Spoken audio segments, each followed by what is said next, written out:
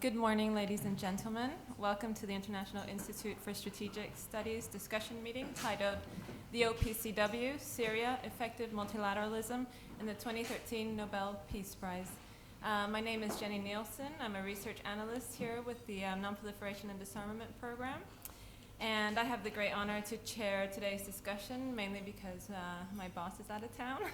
So this discussion meeting is being held on the record and being video streamed online, just for your reference. The recording will also be available after the event on the Institute's website. Following our speaker's presentation today, the floor will be open for your questions. So the Organization for the Prohibition of Chemical Weapons, the OPCW, is the implementing agency for the 1993 Chemical Weapons Convention. The OPCW has recently been the focus for much attention for its involvement in the destruction of Syrian chemical weapons and for the October 11th announcement that it would receive the 2013 Nobel Peace Prize. Our guest speaker this morning, Daniel Feeks, will share his insight on these recent events, but will also take a broader perspective, portraying the OPCW as a successful example of effective multilateralism. I may highlight how timely Daniel's visit is.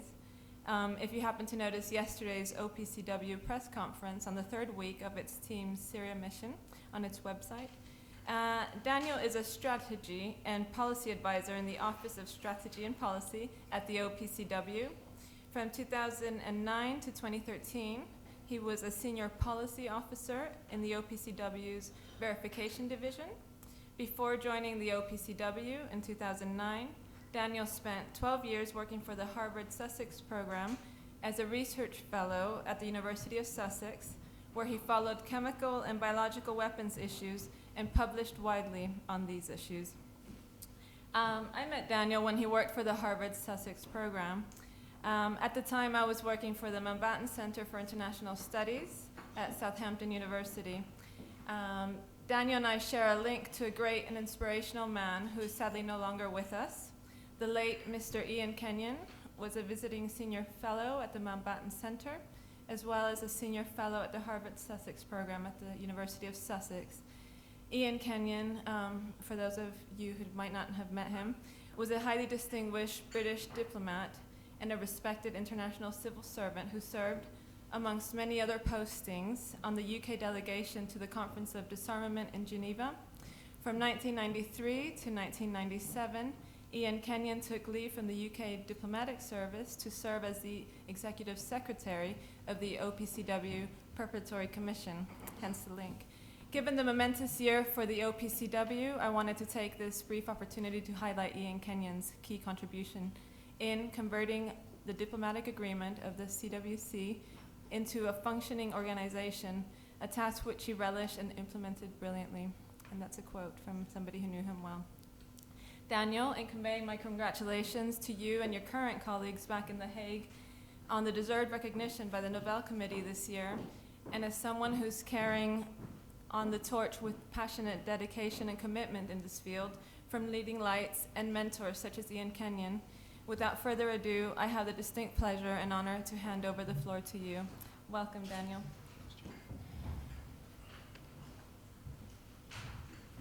Thanks very much, Jenny. Good morning, everybody. Like Jenny said, Ian Kenyon was a great and inspirational man, and he's been much in our thoughts at the OPCW. He was the guy who headed the OPCW Preparatory Commission, which kind of set up the OPCW, that function from 1993 to 97. So with the awarding of the Nobel Peace Prize, he's very much been in people's thoughts at the OPCW in these past couple of weeks. Like Jenny said, I want to talk, I'll put up my slide, about various things. I will start off by talking about the Nobel Peace Prize. I will obviously talk about Syria as well, but I will also try to, not just focus on those things. Those are obviously the things that are in the public eye at the moment.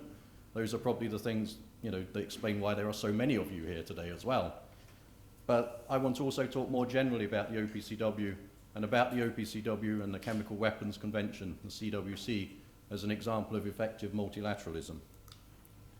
It's just a quick outline of my presentation. I'll try and whiz through these slides as quickly as I can, and like Jenny said, if you have questions, then feel free to ask those at the end of my presentation. So like I said, with the Nobel Peace Prize, this it came as a surprise to us. I mean, it might sound kind of corny to say that, but it honestly was. I mean, earlier this year, no one in the OPCW could have imagined the attention that we would have now from the international community, from the media and everything, and also the fact that we would actually win the Nobel Peace Prize this year. That's been in people's minds for some years, and people were saying that the OPCW should be nominated at some stage, but the fact that that would happen this year, that we would be awarded that prize, was really, it was a surprise even that morning, even about 30 minutes beforehand. That was a surprise. And one thing to stress, I mean, lots of people and lots of the commentary that I've read is that the OPCW won this and they link it to Syria and to what the OPCW is now doing in Syria. But the Nobel Committee itself, when they made their announcement, clearly said that this award was for the extensive efforts of the OPCW to eliminate chemical weapons, referring back to what the OPCW has been doing for the 16 years since the Chemical Weapons Convention entered into force in 1997. So I just want to stress that this isn't just about Syria. The convention has been in force for that amount of time.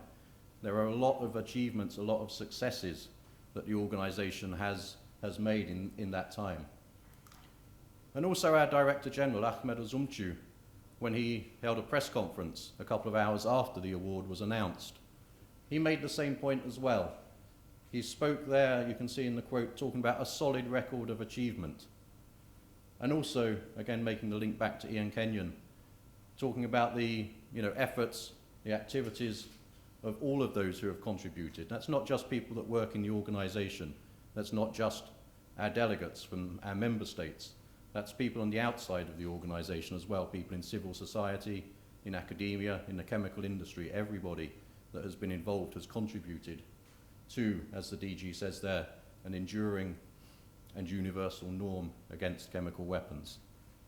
So I just really want to emphasize, that this isn't all just about what's been going on in Syria. That's obviously why we're in the public eye, but there is a history and a legacy behind that. And I'll just spend some time, a few slides, talking about that, the kind of background to the organization and to the treaty before I get on to the more current events. As many of you will know, the international community has been trying to ban chemical weapons and their use for many, many years. There's lots of talk in the Nobel Prize announcement and in the commentary around that, talking about 100 years. 2015 will be the centenary of the first use of chemical weapons. The world has been trying for longer than that to actually kind of outlaw the use of chemicals as a method of warfare. There are some examples here. The Hague Declarations from 1899 and 1907, and also the 1925 Geneva Protocol. Negotiations for a comprehensive ban on chemical warfare began in the early 1970s, soon after the Biological Weapons Convention was finalized. There was exploratory talks then.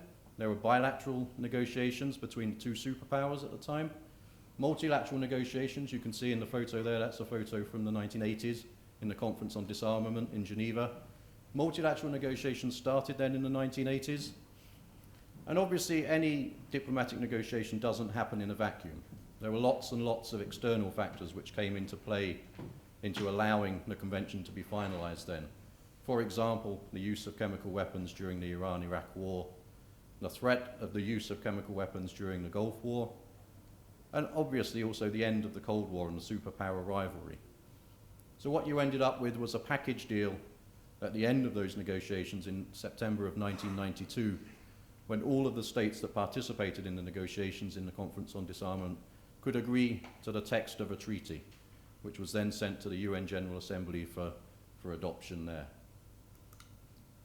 It was opened for signature in Paris in January of 1993, and over 130 states signed the treaty at that time. And here we go, talking about Ian Kenyon, there's a picture. Ian is the taller of the people there. And so like I said before, there was a preparatory process. And like Jenny referred to, you have a treaty text, the treaty that the diplomats in Geneva agreed to in 1992, but that needs to be translated into an operational organization, procedures, inspections, people need to be recruited, all that kind of stuff needed to happen. And it was Ian that oversaw that. And the other people here Unfortunately, also to Ian's right there, John G. from Australia, again a very highly respected chemical weapons expert, also passed away unfortunately as well. This is a picture from one of the expert group negotiations during the preparatory phase. This was from 1993 to 97, as I said. This is basically when the institution of the OPCW was being created. Like I said, taking the treaty text, turning that into operational reality. You can see many of the experts, for example, John G. again there, sitting on the right-hand side of the picture. Experts from the Secretariat, as it was at the time, the Provisional Secretariat, experts from states parties debating, negotiating things. And then just to emphasize about building an organization, this is the OPCW building, our headquarters building, in I think 95 or 96 when it was being created. There was, like I said, 4 years period of having to turn the treaty into reality. So now, kind of moving away from the history, I'll talk a bit about the Chemical Weapons Convention, the CWC, and the OPCW themselves, and try and explain why we in the OPCW think that it is an example of what we call effective multilateralism. There's the convention itself. It's a very, very detailed document that partly explains why it took so long, almost 20 years, to negotiate. But it's a unique document as well. Among other treaties dealing with weapons of mass destruction, it effectively bans an entire category of those weapons. It's non-discriminatory, and it also includes a very stringent verification regime. As it says there, it does that all under strict international control. So you compare that with the NPT or the BWC, the CWC in many ways is unique amongst those three treaties. And as I said, it's a very comprehensive treaty. The Geneva Protocol from 1925 that I referred to earlier banned the use of chemical weapons. Chemical Weapons Convention, of course, bans the use of these weapons, but also their development, their production, acquisition, stockpiling, as you can see there in the first bullet. It's a comprehensive prohibition on chemical warfare. Also, engagement in military preparations to use them, and various other things as well. I won't go into all the details of that. Like I said, if people want to ask questions or make comments, they can at the end. But I just want to emphasize the comprehensive nature of the Chemical Weapons Convention. Like many disarmament treaties, the convention is often talked about in terms of pillars. We say it has 4 pillars. Disarmament 1, a non-proliferation pillar, assistance and protection, international cooperation. All of those are obviously kind of supported by national implementation, the treaty being incorporated into national law, and also universality, making sure all countries in the world are members of the convention. And the first 2 of those is where the verification regime that I referred to a while ago applies most importantly. In terms of being effective, this is probably the headline. When states parties join the convention, if they have chemical weapons, they have to tell us about them. Up until just recently, 7 states had done that. They'd declared about 70,000 tons of chemical weapons altogether. Of that amount, 82% has already been destroyed. And the OPCW has verified all of that destruction. So, that's an important thing. That's the kind of thing that the Nobel Prize Committee was referring to when they spoke about the OPCW's efforts. So we have verified the destruction of 82% of the world's chemical weapons. These are the details of that. As I said, 7 states parties are those what we call possessor states. The US and the Russian Federation are the biggest of those possessor states. As you can see there, the US has destroyed almost 90%, Russia almost 73%. Libya at 70%. 3 have completed destruction. There's abandoned chemical weapons, that's ACW there, that the Japanese army left behind after the Second World War in China. And also production facilities. Very important that those are also being either destroyed or converted. Obviously, this information here is before Syria became a state party. Then the other side of disarmament, one thing is to get rid of all of the weapons that exist already, but you also need to make sure that the weapons, chemical weapons themselves, aren't recreated. They don't re-emerge into the future as well. And the main way we do that is by doing verification of the chemical industry. And the figure here refers to the 2,500 inspections that the OPCW has done since 1997 at chemical industry facilities around the world. So these are regular private industry facilities, completely legitimate, but we send our inspectors there, as you can see on this next slide, around about 230 inspections per year that we conduct to make sure chemical industry is being used for the intended purpose, legitimate, peaceful purposes. As I said, we now have an emerging focus on preventing the re-emergence of chemical weapons, which implies we have to make sure states are implementing the convention properly at the national level. We need to do some more education, kind of awareness raising to people. Obviously, the Nobel Peace Prize has helped in that respect. We also need to be making more efforts to monitor advances in science and technology. Now, as I said, the aim is that the treaty is entirely universal, that all countries join.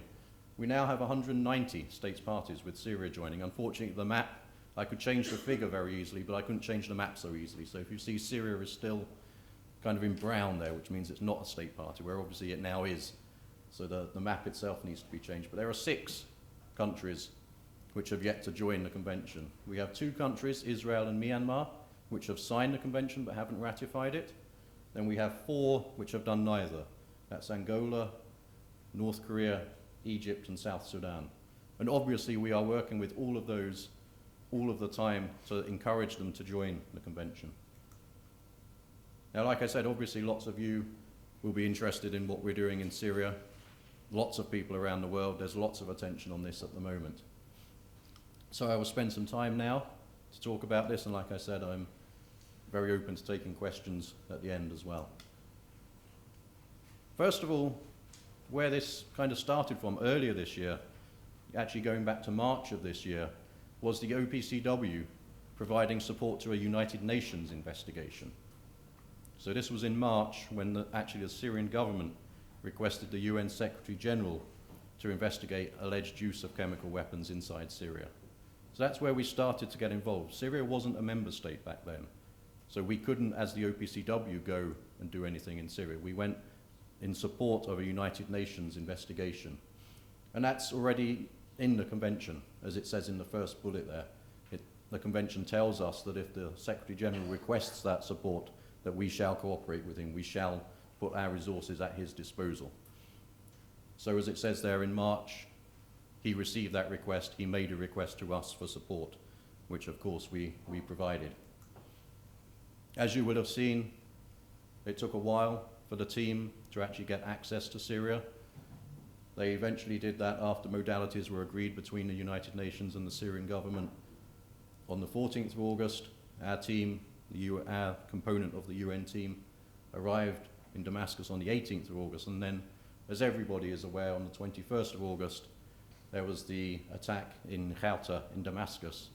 And so instead of investigating the original allegations, our team, at the request of the Secretary General, switched its focus to focus on that allegation in Damascus. So they did, as you can see in the picture, taking samples, they did interviews with people, they examined munitions and so on. And again, most people will be aware of the results of the investigation into that specific case. The investigation itself isn't finished. There will be a report into the entire investigation coming out fairly soon, again, as a UN document, not as an OPCW investigation. But the investigation report that was issued into that particular incident did say that chemical weapons had been used, and it also pointed to saying that it was the nerve agent sarin that was used as well. And then obviously, as people are well aware, events moved very fast after that. Someone just reminded me it's only been, 2 months, basically, since 21st of August. Things have moved extremely fast in that time. On the 14th of September, Syria deposited its instrument of accession to the Chemical Weapons Convention in New York with the UN Secretary General. The same day, Russia and America announced that they had agreed this framework agreement on the elimination of Syrian chemical weapons. And a few days later, President Assad of Syria said that he would basically accept, he's agreed to join the convention. Syria would abide by its obligations under that convention. And those are the documents there, the deposit, the instrument of accession, and the framework agreement. On the 27th of September then, again this took a while for negotiations between the different sides, but our Executive Council, that's the EC there, Executive Council of the OPCW, agreed a decision which was endorsed through a Security Council resolution adopted a few hours later in New York. Both of those refer to Syria having to allow immediate and unfettered access to inspectors from the OPCW. And then they also lay out an accelerated timetable of declaration and destruction obligations. You can see the dates there up on the screen. We're kind of, up to about the second of those sub-bullets there, the 27th of October.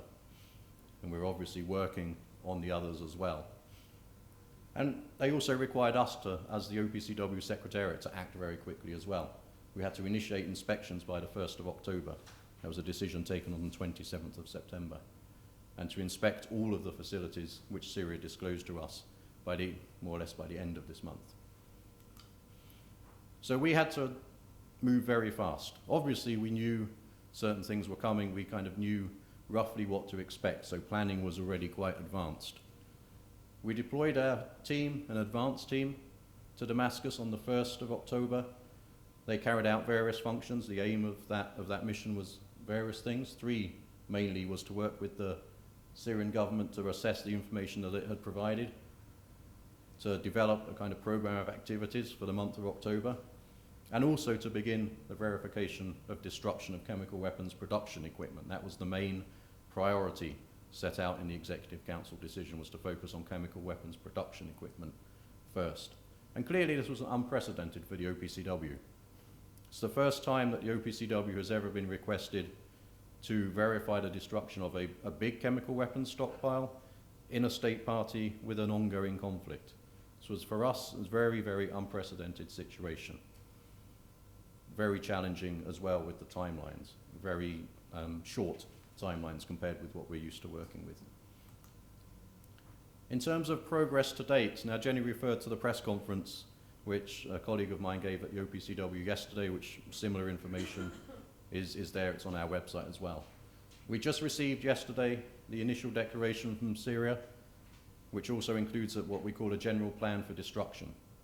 So a general idea of how they will destroy their chemical weapons. Our inspectors have almost completed inspections of all of the 23 disclosed sites in Syria, and they have also been overseeing destruction activities. Like I said, the priority at the moment is on production equipment, and we've identified what we call critical items of production and mixing and filling equipment, and those are being destroyed, and our inspectors are verifying their destruction. And also some unfilled chemical munitions have also been destroyed, again, under our verification. And so far, Syria, from the reports that we're receiving back from the field team, are extending the necessary cooperation to let our inspectors do their job. And you can see some pictures. These are actually taken from Syrian state TV when they have had cameras following the team around. But you can see the kinds of things that the inspectors will be doing. Looking at various items, also putting tags on things. So they might put a tag on something one day, and then go back a couple of days later and watch that particular tagged item being destroyed, for example.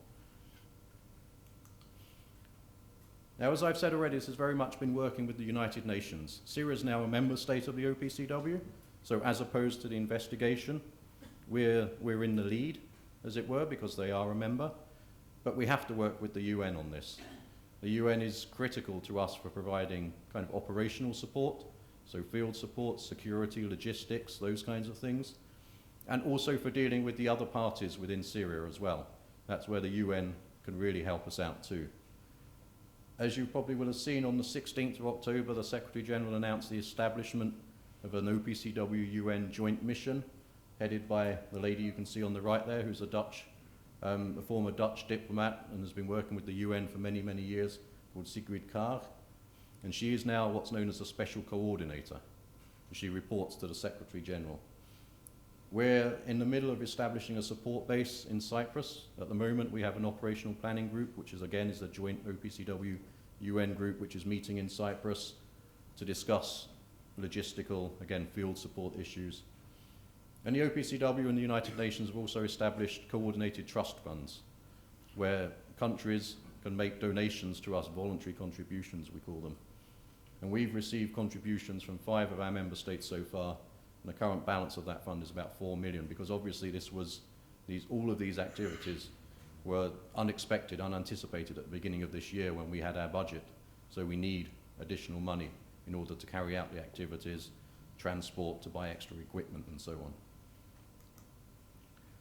In terms of kind of the immediate to medium-term future, the EC decision requires our Director General to report to our Executive Council.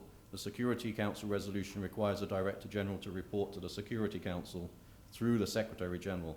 Both of those are monthly reporting requirements. So yesterday we actually finished drafting the report. It should be issued to our member states on the 25th of October, and my understanding is that will also be a public document, so it should appear on our website at the end of this week or the beginning of next. We're almost, as I said, completed the initial inspections at the 23 sites. The deadline for doing that is also, as I said, the 27th of October. Completion of destruction of production equipment, the deadline for that is the 1st of November. And again, that is proceeding, and that seems to be on track as well. We then have a meeting of our Executive Council in the middle of November, which has to set what we call intermediate deadlines for destruction activities by Syria. This is again where what I referred to before as a general plan for destruction is important, when they actually say, well, Syria has to destroy certain things at particular steps, at particular stages before the final deadline, which says that all chemical weapons and equipment should be destroyed in the first half of next year. And obviously planning is underway for actually destroying the weapons. That means chemical agent itself. Like I said, at the moment we're destroying equipment, we're destroying some unfilled munitions, but obviously one of the very big jobs is to destroy the agent itself, the chemical weapons agent itself. And planning for that is underway as to how that will be done exactly. So like I said, I talk about Syria, but I also wanted to kind of talk a bit about the OPCW and looking forwards, in the context now of having the Nobel Peace Prize awarded to the OPCW and where the OPCW is going. We had a review conference every 5 years, like most disarmament treaties. The Chemical Weapons Convention has a review conference. We had that back in April. The functions of that conference, again, like most of these treaties, is to undertake a review of the operation of the convention and also take into account developments in science and technology. Like I said, that happened back in April, so obviously before a lot of the more recent events with regard to Syria. There was an outcome document from that review conference which kind of set out a roadmap for the next 5 years for the OPCW. There was reference during the conference and reference in that document to Syria because, as I said, the investigation had already been launched by the Secretary General back in March. But obviously what's happening now was completely, again, unanticipated and unexpected at that time. And there's also, in 2 years' time, I've already referred to this, about the centenary. It's the first use of chemical weapons took place in Belgium near Ypres on the 22nd of April 1915. So next year we already have the centenary of the outbreak of the First World War, the year after the centenary of the first use of chemical weapons. So for us that's a particularly important time. It's obviously a moment to remember victims of chemical weapons on all sides of that conflict and conflicts since then. It's also for us an opportunity to raise awareness about the OPCW. And we had been thinking about that. Obviously now the Nobel Peace Prize has also helped kind of raise awareness in the OPCW already. But this is, again, it's an ideal moment for us to raise awareness with particular sectors of society, chemists, for example, but also more broadly. And it's also an opportune moment to press for the full universality of the convention. Like I said, that's an important thing for us, that all states join the convention. So, to say, 100 years after they were first used, the convention is universal would be a really good achievement. And just finally, to talk about some future kind of challenges. Now, lots of this is obviously dependent on how the elimination in Syria proceeds, how that, just from a practical point of view, how that process goes, how many resources that requires from us, how long it actually lasts for. But some things are kind of underlying trends that are happening anyway. And, we referred to these before the situation in Syria arose, and these are things which will, once that is dealt with that will still be there. Like I said, there are underlying trends. So the whole issue of adapting verification to a changing world. There's been big changes since 1992, clearly. The way that armed conflict is fought, the shape, the size, the structure of the chemical industry has changed hugely since then. And also, as I've said a couple of times, there have been major advances in science and technology in that time. So how does an international organization like ours, it's a international bureaucracy, we have 190 states parties, we have a very detailed treaty. How does an organization like that adapt to very fast moving events and developments in the outside world? There's also this changing balance of our work. Now, we used to speak about this a lot, that the OPCW was in a transition. As I said before, 82% of weapons destroyed, moving along to 100% completion. The weapons will be gone. We'll be looking more at preventing the re-emergence of chemical weapons. That implies a different kind of OPCW, a different suite of activities for the OPCW. Now, obviously that's, I don't know if it's delayed or postponed slightly because of what's happening in Syria, but what's happening in Syria, will be dealt with. Like I said, the deadlines are challenging, but that will be dealt with within a particular time. So this issue will still be there. Once the weapons are destroyed, what does the OPCW do? How does it prevent weapons from re-emerging in the future? Much more difficult, much more complicated task. And then there's issues about maintaining and developing the capability within the OPCW. Again, once the weapons are destroyed, we don't need experts in chemical weapons necessarily on the staff all the time. But how do we retain that knowledge for when we do need them? So it's an issue of corporate knowledge in some ways, about institutional memory and knowledge management. Also, how do we do practical things like the huge amounts of data that we have coming into the OPCW, particularly when you're talking about chemical industry, chemical trade and things like that. How do we deal with and how do we analyze those data? And then also, how do we help and assist our states parties? How do we support them? How do we empower them to, as I said, undertake the national implementation of the convention as well? Because at the end of the day, that's what, it's the kind of the bedrock of the success of the OPCW, is making sure that the treaty is implemented nationally. So like I said, that's the slides, but I'm very open to taking questions and hearing comments from people. Thank you. Okay, that was... Well, Daniel, that was perfect timing, and I see some hands already. Thank you again for your comprehensive and timely overview of the OPCW and the Syria case. The floor is open. I just kindly ask you to keep your questions brief and concise so we can fit as many in as possible. And if you want to start out with identifying yourself, I've got a question first right here. Thank you. And we'll take one by one until I see many questions accumulate. Thank you. It's Masato Kimura, Japanese journalist. Congratulations on Nobel Peace Prize. And my question is about North Korea. And how much do you expect North Korea has chemical weapon? And also, what is the possibility North Korea will ratify a convention in the future? Okay. Thanks for your question. Obviously, because, as I said, North Korea isn't a member state of our organization, so we as an organization have no information on whether North Korea possesses chemical weapons or not. So, we don't have authority, we don't have a mandate to have anything from, so we don't have any information in that regard. I mean, obviously there are things that you can read in, for example, the media, but we have nothing beyond what everybody else knows. We do, like I said, work with all of the 6 states that aren't yet members of the convention. And again, that applies to North Korea as well. So we do encourage them to join. Earlier this year, our Director General and the UN Secretary General sent a joint letter to those states that weren't members, so that would include North Korea. So we're always contacting them, applying pressure, inviting them to join the convention. But with the case of North Korea, we generally don't get any response back from them. So that's the situation it is at the moment, but we will of course continue because, as I said, the aim is that all countries join the convention. So we will keep on trying to make contact. Okay, I've got a gentleman right there next to you, and then followed by Andreas Percival in the back. Thank you. My name is Jun Nojima, Japanese journalist with Asahi Shimbun. Let me ask you that the feasibility of elimination Syrian chemical weapon. Could you tell us the concrete grounds in your thought to implement this elimination by the mid of 2014? And if you have got some conditions to implement this mandate, could you tell us that? Thank you. Okay.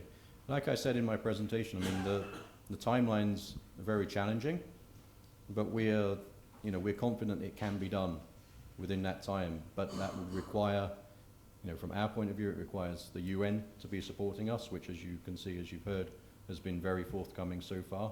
But on the ground, in terms of security field support, we need UN support. Both of us, OPCW and UN, we need support from the Syrian authorities. And again, as I said, that's so far been forthcoming. And then we need support from other states as well, particularly Russia and the US, but also from other states too, that we need support for particular items of equipment, for example. We also need their advice sometimes and their know-how in terms of actually destroying chemical weapons. So, I mean, there are no kinds of conditions in some ways on things, but there are things that we require. And like I said, it's mainly about cooperation from other organizations and from other states as well. But, we accept it's challenging, it's ambitious, the targets that are in those decisions. But we think that if we have that cooperation, then it can be done in that time. Great. And then we have Andreas Persson on the back, followed by Paul Schultz over here. Thank you. Thank you very much. Thank you, Daniel, for a very humble and good speech. I must say that listening to your background made me feel that I wish that other organizations in the UN family had the same kind of approach in recognizing the work of others. And I leave it at that. And also, of course, congratulations to the prize itself. I have two questions relating to your relationship with other organizations. The first one relates to the World Health Organization. The organization obviously participated in the investigatory mechanism that this began with. And I wondered if you could tell us a bit more about what they did exactly and what the role of the WHO is at the present, if any. And the second question relates to UNMOVIC, the old abandoned investigatory mechanism that the UN had in respect to Iraq. They produced a compendium on how to do destruction inspection in war zones, and they published this in the late 2000s. And this was an example of how you try to retain knowledge in the organization. To what degree, I suppose my question is, has this approach been useful for the OPCW today when it investigates Syria? Thanks. Should I keep on, or do you want to keep on? Go ahead. Yeah, okay. In terms of the WHO, you're right, in the investigation, so again under the UN umbrella, before Syria became a state party, it was a UN investigation with experts from OPCW and also from World Health Organization. They were, my understanding, there was 3 WHO people involved in that investigation, and they were mainly medical experts, because there was a lot of interviewing of victims of the chemical weapons. So WHO people focused on that, and also on talking to the doctors on the Syrian side. So very much focused on the medical side of things. In terms of now, the Security Council resolution it says that the Secretary General should consult with, particularly when he was kind of coming up with his plan, he sent a letter to the Security Council on the 7th of October, which set out his kind of plan for this joint mission. And the resolution said that in coming up with that plan, he should consult obviously with our Director General, but also with the Director of the General of the WHO as appropriate. So those, as far as I know, those consultations happened. I'm not aware at the moment that we have, direct involvement from WHO, but I'm sure that they will be consulted with on a, as needed, on a case-by-case basis. In terms of institutional memory, kind of remembering and learning lessons from previous experiences. Obviously, those are things, we have access to the documents that everybody else has access to from UNSCOM and from UNMOVIC. We do have some staff members who have some experience from UNMOVIC, I guess, less than UNSCOM. So we do, make use as we can of those experiences as well. The context this time is very different. I mean, this is the middle of an ongoing conflict. Iraq at the time might not necessarily always have been the safest and the most benign of environments, but it was nothing, compared with what our inspectors are in the middle of now. So, as we can and as they apply, we will learn lessons and we will use experiences and, perhaps techniques or methodologies used back then, but they also need to be very, much focused on the current operating environment that we are in now, which, like I said, is very, very, very different. So I have a few questions piling up. I'm trying to keep track of everyone. First, we'll have Paul Schultz here, followed by Richard Guthrie in the front row. Let's take two at a time, if that's okay, Dan. Yeah, it's fine. All right. Paul Schultz from Carnegie and King's College. Thank you for the background, which is worth remembering. But Syria will be the test case. Expectations will be raised. The Nobel Prize will be helpful or unhelpful with that. And there is already intense suspicion about Syria. Rumours flying around of evasion. So, a few questions. How is this going to work? Is it going to be done entirely behind closed doors? Will the Syrian declaration remain confidential? I assume yes, because you mentioned the state party that can't even be mentioned, like Voldemort, but I imagine that's South Korea. How are issues like imports of chemical weapons, probably from in the past from Russia, maybe from Egypt? How's that going to be addressed? Will there be a willingness to disclose this? Can you prevent it leaking? And the activities of General Kunsevich, are they going to be mentioned publicly by the OPCW? And how are you going to deal with accusations that CW has already been exported to Hezbollah in Lebanon? Probably mischief making, but it's an allegation that's around. And in particular, how will you deal with the way in which verification may overlap with the establishment of guilt for the El Ghouta massacre? Because there are certain munitions identified there, one of which in particular is unique to the Syrian regime, the so-called Umlachka, the brown Moses to say. How are you going to address what happened to those munitions, how many of them there were, where they've gone? Because that will be a very critical indicator for the largest chemical massacre since Halabja. And I wonder if you can keep that quiet. And Richard, let's fit you in as well. Thank you very much, Richard Guthrie, CBW Events. Actually, almost to respond to Paul, I think one of the most important things that is possibly difficult for an international organisation to deal with necessarily are some of the sorts of things you've been talking about, but there is actually a lot on the public record. I mean, what happened with Kunsevich, even Pikolov visiting, there is much on the public record, and there is much we still have to learn, because it's taken time to sort of collate that information from the past. But Darius, very specific question, because there's been some confusion about what it is that Syria is revealing at different times. We've got this peculiar terminology that's going on about them making a disclosure earlier, but then they're now making a declaration. Obviously, one is under the framework agreement, one is under the CWC itself, and whether you can sort of clarify the differences between those. Okay, yeah. Paul, on your question, I mean, all very, very good questions. Syria, as a state party now, can request its declaration to be classified. That's the right of every state party. But that doesn't mean that other states' parties can't have access to it. Even a declaration which is classified as highly protected, which is our highest level of confidentiality, can be requested by other states' parties. So it might not be something that appears on the internet, for example, but within the OPCW, other states' parties can and also have been requesting access to the information that we have been receiving from Syria. That's built into the convention, that there is this kind of transparency, confidence building mechanism relating to chemical weapons declarations.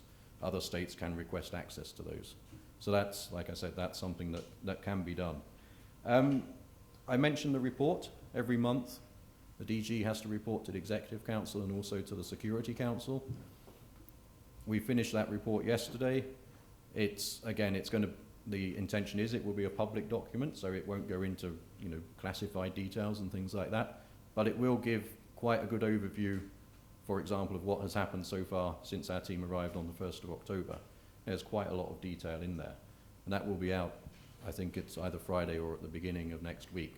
So again, certain things have to be done behind closed doors. It's the prerogative of a state party to determine what it wants to be kept classified or not. So, and we have to respect that as they are now a member state. But like I said, the report will have some information. Those will be monthly reports as well. So there'll be a kind of ongoing availability of certain information. In terms of other issues that you raised, one of the things is, well, for example, as you know very well, under the convention, under Article 9, states parties can request challenge inspections in other countries. Under the Executive Council decision from the 27th of September, there's also the provision there to access, for us to have access to other sites. Again, that has to be at the request of a state party.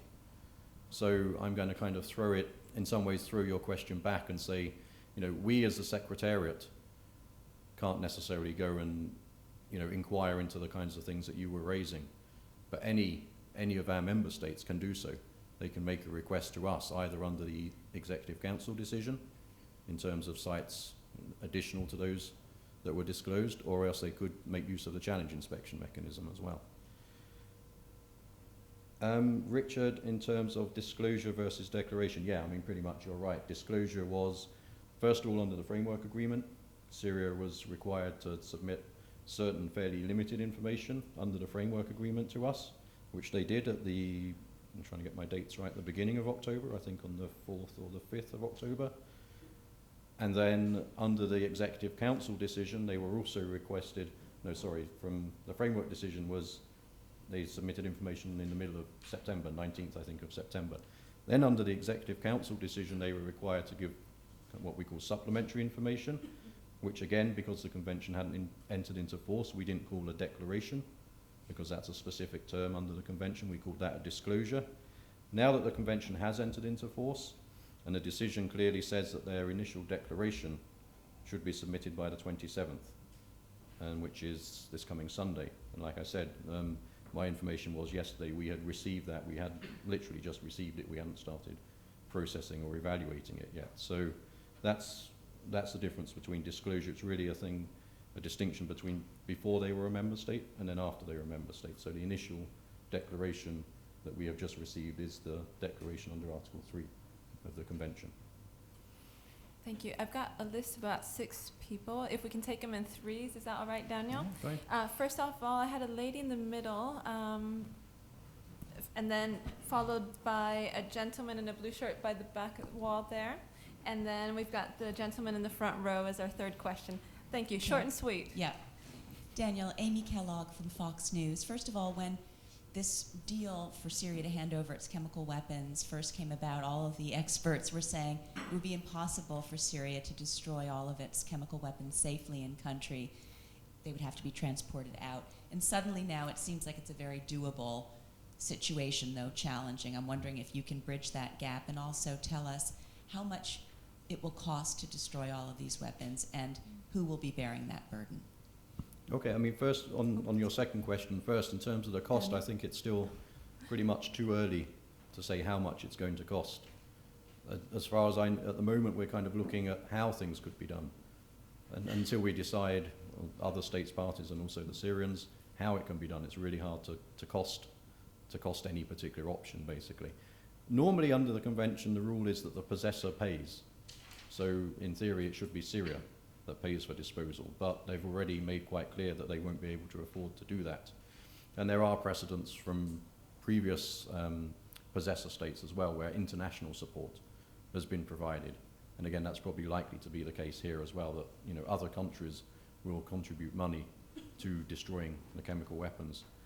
In terms of that bridging the gap that you said, it is challenging. It is ambitious. I don't want to make it seem, I can't remember, you said durable or eminently durable or something. It is challenging, and at the moment we have the cooperation from Syria, we have cooperation from other states parties as well. So at the moment everything is going very well. So with that, with those specifics in place, it can be done within that time. The questions of how it's going to be done are still being discussed. Like I said, there is a kind of planning conference happening in Cyprus over the last couple of days, which will get more into those issues. We have an Executive Council meeting on the 15th of November when decisions will be made and kind of endorsed by our our member states, basically, as to how it will actually be done. So at the moment, I can't really say how it's going to be done, but the general assessment is that it can be done within those timelines. I mean, those timelines were set by people who, you know, kind of experts who know what they're talking about. So, you know, the feeling is that it can be done. Exactly how it's going to be done still is not yet decided, but there will probably be more clarity come the middle of next month on that. Okay, we've got two questions for you. Was it the gentleman in front of you first? Oh. Sorry. And then one in the front after. Thank you. Thank you, James Owen, DFID.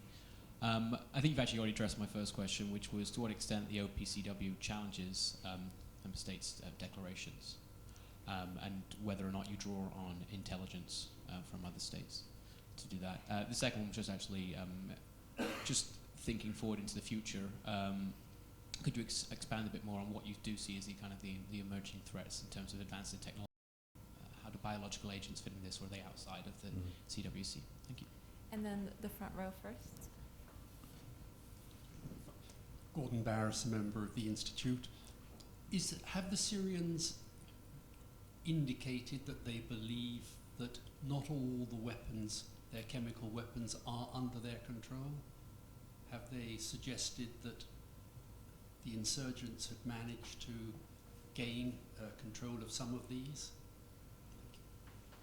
Okay, Daniel, do you want to grab those? Yep, sure, no problem. And then go ahead. In terms of your first question, I think when I was answering Paul's question, I kind of put the outlines of that at least. I mean, we verify information that we receive from states parties. So that's what we're doing at the moment in Syria, for example. We're verifying the information that they have given to us. It's really down to member states using, for example, the challenge inspection mechanism that I referred to. If they have particular intelligence, particular suspicions, it's for them to request us to do something. We can't, you know, initiate a challenge inspection ourselves. We can't, in the specific case of Syria, initiate an inspection somewhere else ourselves. That has to come as a request from a member state. In terms of science and technology, I don't want to give the impression that all advances in science and technology inherently pose a challenge or a risk to the convention. There are many, many advances in science and technology which actually bring huge benefits. Probably the majority will bring huge benefits to the convention in terms of protection, you know, developing new antidotes, for example, or decontamination techniques. So, I mean, often you see these things about, you know, kind of, you know, worst case scenarios of technologies that could undermine the convention or, you know, do terrible things. It's, you know, I really want to kind of emphasize that there are also huge benefits that can come from those. But you're right, I mean, there are issues. I mean, one of the ones you referred to, biology and biological agents, you know, the convergence of chemistry and biology. Again, it's not necessarily a bad thing. Lots of good things will come from that. But it creates challenges for us in that we are the Organization for the Prohibition of Chemical Weapons. There is also a Biological Weapons Convention. So institutionally and kind of legally and politically, that creates difficulty, well, not difficulties necessarily, you know, complexities for us. We have to work closely with another kind of treaty organization with a slightly different membership. It's not impossible, it's not difficult, we are doing it, but it just, you know, like I said, it creates complexity. But it's a scientific reality. It's something that we have to face. As I said, as an organization, we have to adapt and be flexible in the face of changes in science or industry or conflict. Great. What was the, yes. I can't really answer the question that you asked me, unfortunately. I don't have access to the information that I would need to be able to answer your question, unfortunately. We had two questions in the back row. Let's go to those. Yes, first, and then. Ingmar Zielke, King's College and Chatham House. Very quick question on the universalization of the treaty itself. Do you have any contact, or does the OPCW have any contact to Israel and Myanmar at the moment? And are there any developments because they've signed it? Thank you. And the gentleman in the blue shirt in the back row as well. Let's try to get you in. If there are any more, just raise your hands and I'll try to get you on a list. I'm James Revel, Harvard Sussex Programme. First of all, thank you, Daniel, and congratulations. You mentioned the changing nature of warfare. I just thought with the institutional precedent, and in fact, it's really a question as to whether states are going to get locked into looking at certain means and methods of chemical warfare of more traditional means and methods of chemical warfare at the exclusion of others. I'm thinking here of things like fentanyl. And I just wonder, what do you think the scope is for the OPCW, but also the states parties, to adapt to new utilities and changing nature of warfare post-destruction? Any other questions, or should we hand over to Daniel now? Any burning questions? One final here, and then we'll hand over to Daniel to wrap up. Toshia Umihara, London Bureau Chief of the Asahi Shimbun. Could you address the issue of chemical weapons usage or production by non-state parties? After all, the sarin was used by the religious cult in Tokyo, so I'm interested in that aspect. Thank you. Daniel. Okay, great, thanks. From what I remember from my notes, Israel and Myanmar, like I said, in the presentation, we talk all the time to states that haven't joined yet. Israel and Myanmar are a kind of special category in some ways in that they have actually signed. So back in '93, they signed the convention. They haven't taken the final step of actually ratifying it yet. We sent a team to Israel a few years ago. So actually people went there to talk to people in Israel.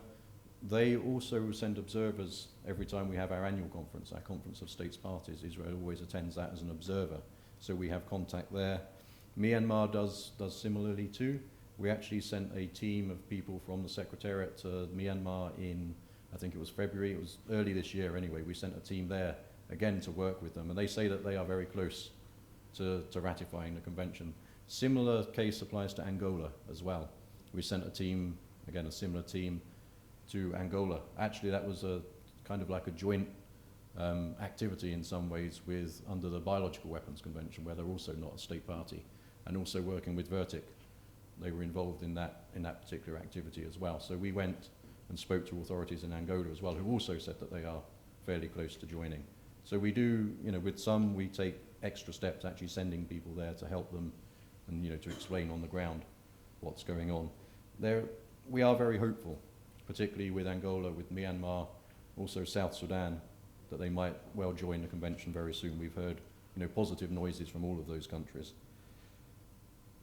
Jamie, about adapting to changing utilities.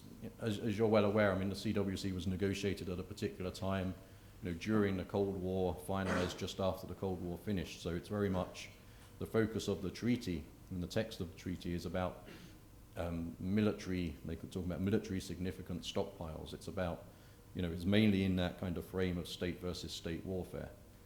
Now things have obviously changed a lot since then. That doesn't mean that the convention is irrelevant or useless.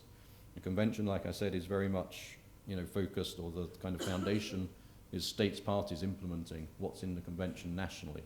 So they have to pass laws, they have to, enact criminal penalties and things like that. So that all has to be done by states parties, and we work very closely with states parties. So there's flexibility there in that sense. The convention itself, even though it is a legal document, is not, set in stone so much that it will never change, that it will gradually lose relevance as things around it change.